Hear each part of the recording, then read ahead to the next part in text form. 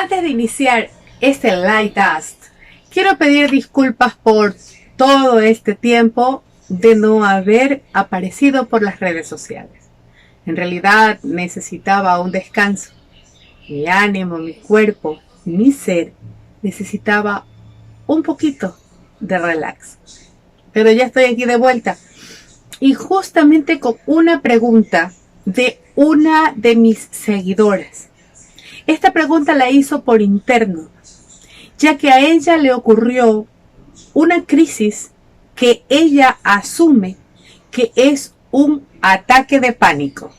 Bienvenidos entonces a este Lightcast sobre los tan temidos ataques de pánico. La pregunta de nuestra seguidora fue: ¿me estoy volviendo loca?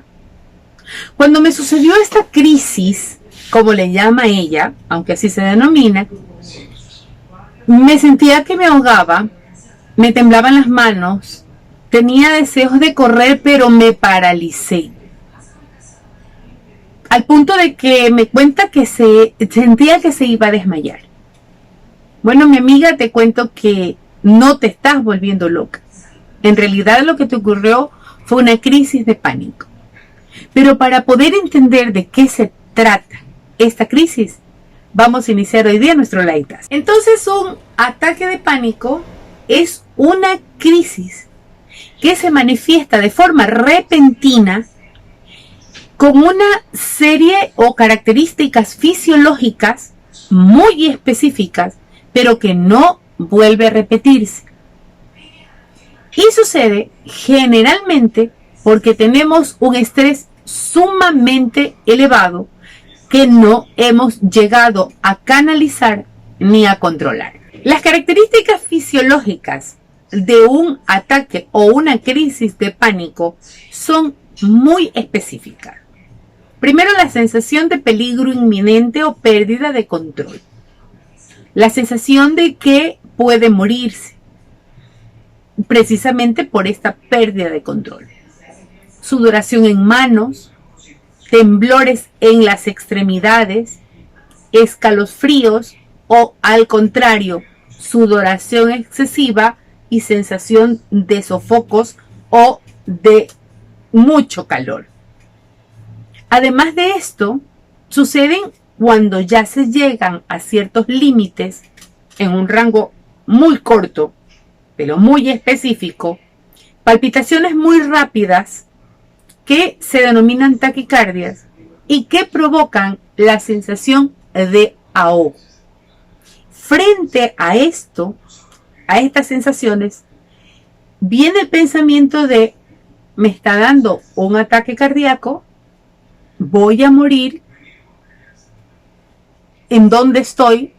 Necesito auxilio y no sé qué hacer. Esta pérdida de control y esta sensación de irrealidad es lo que se provoca o lo que se denomina ataque de pánico. Estos ataques suelen suceder en cualquier momento y sin un determinado motivo. Y precisamente por eso es por el temor que sienten las personas que les suceden estas crisis. No por el ataque en sí, no por la crisis verdaderamente, sino porque no saben lo que puede suceder durante el momento de la crisis. Tienen una sensación o un temor de qué es lo que le puede pasar. Y precisamente se vuelve un ciclo vicioso. La sensación de que me va a dar el ataque de pánico y la sensación de no poderme controlar. ¿Y qué me va a pasar si me da el ataque de pánico? Frente a todas estas cosas, este ciclo estresa más, la ansiedad se generaliza y obviamente vuelve a suceder la crisis de pánico. Estas crisis pueden suceder en cualquier momento y en realidad no representan ningún peligro físico la crisis en sí, pero sí la sensación del peligro en donde pueda ocurrir la crisis. Pueden tener variantes y pueden haber otra sintomatología un poco más específica como dolor de cabeza, y la sensación de pérdida de la realidad que lleva a que la persona se sienta en descontrol total y tema que le sucedan las crisis. Como las crisis son provocadas por estrés no resuelto, cuando la situación estresante se resuelve, bueno, pues las crisis no vuelven a ocurrir. Pero si no sucede así, es importante tener en nuestra cabecita dos puntos muy claros.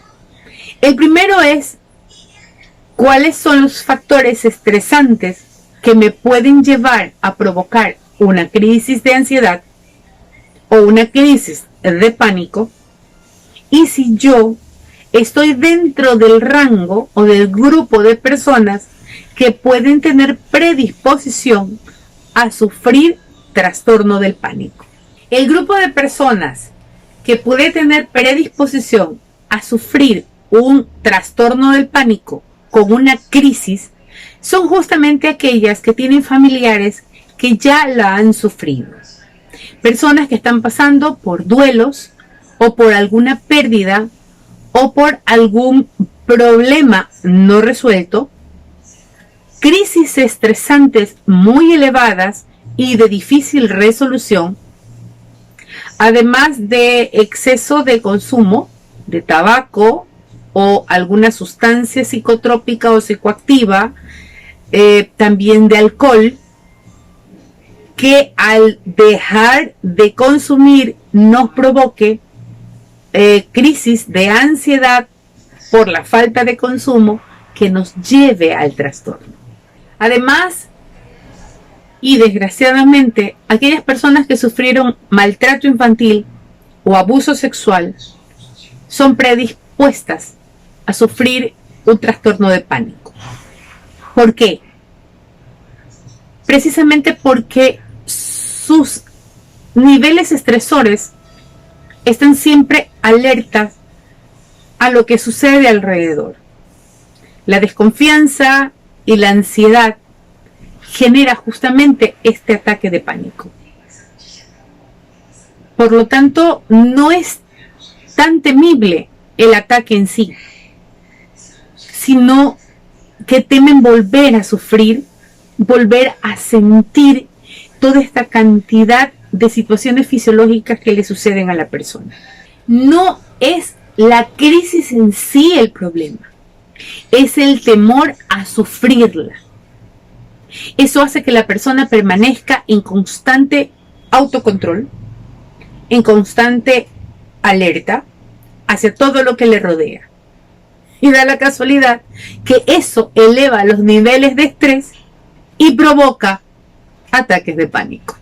Entonces, ¿cómo sabemos si son simplemente una crisis de pánico que no me va a volver a ocurrir porque lo que tengo es estrés? ¿O soy una persona que tiene predisposición a un trastorno?